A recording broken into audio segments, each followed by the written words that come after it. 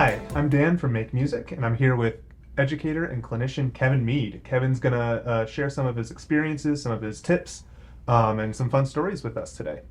So, to start off, could you just tell us a little bit?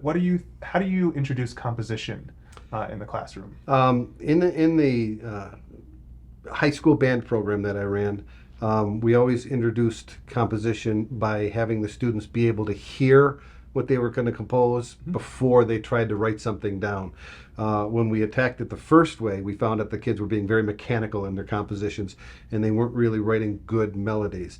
But if we had the kids play something for us, a melody, and that's one I like, and then write down what they had written, the quality of the composition had gotten a lot better. So as our kids developed the skill to do that, we were able to take them past just writing a random melody to giving them a chord progression, perhaps taking a head tune and playing the chord progression for the head tune and then improvising over that chord progression and creating something with a given chord progression.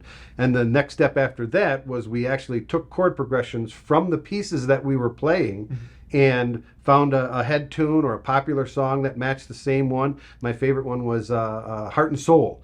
And I found the number of popular songs with the heart and soul melody. The kids were all able to play the accompaniment and they were able to improvise over the top.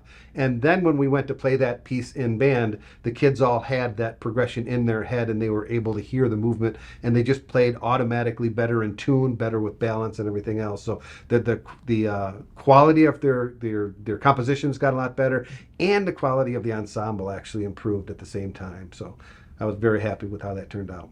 Yeah, that's great. Yeah. So then it sounds like you've done a lot with improvisation. What kind of place do you think improvisation has in a traditional ensemble classroom? Well, I as a drummer, I often play jazz, but improvising in jazz was a whole different experience for me. Where I need to know the beat, I don't need to know the key. So when I say improvisation, I'm talking making something up for the very first time. I'm not necessarily talking jazz improvisation and comparing that incredible skill.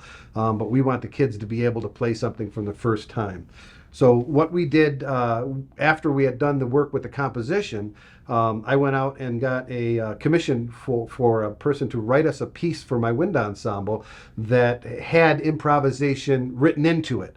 And a good friend of mine wrote a very, very nice piece that started off with just an introduction kind of movement. The piece was called Colors.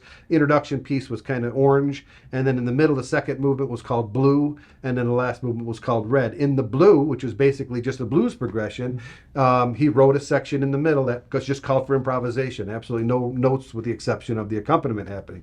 So what I was able to do in rehearsal was to have every single kid create something in that blues section. So every one of my students, my bassoon player, my drummers had the mallet instruments out, my flute players, everybody got to improvise. We all worked on the skill, developed the skill, and then right before the concert, I picked the ones that had the best performance, the most comfort out of it.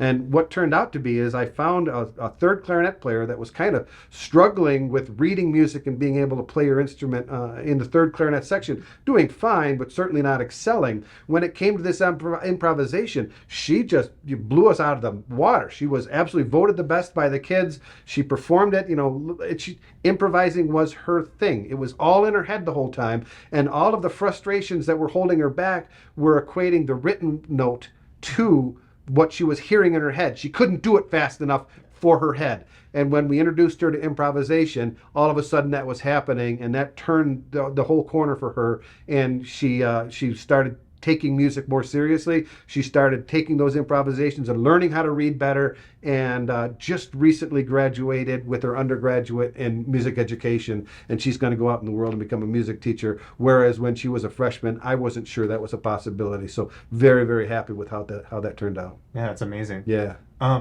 Bit more of a fun question. What's the strangest or oddest or funniest thing a student or group of students have done during your career, during class? There's so many. With a career of 33 years, I mean, every day was a new experience, but the one that sticks in my head the most was we were working on a piece that I knew the percussion didn't play, and I knew I was going to work on it the next day. So the day prior, I told my percussionist, we're probably not going to get a lot to you. Bring something to do besides, because I don't want to focus. I want to find. I just find something to do, read a book, whatever it is, and I'll work on the band. I'm letting you know ahead of time as just to help you out.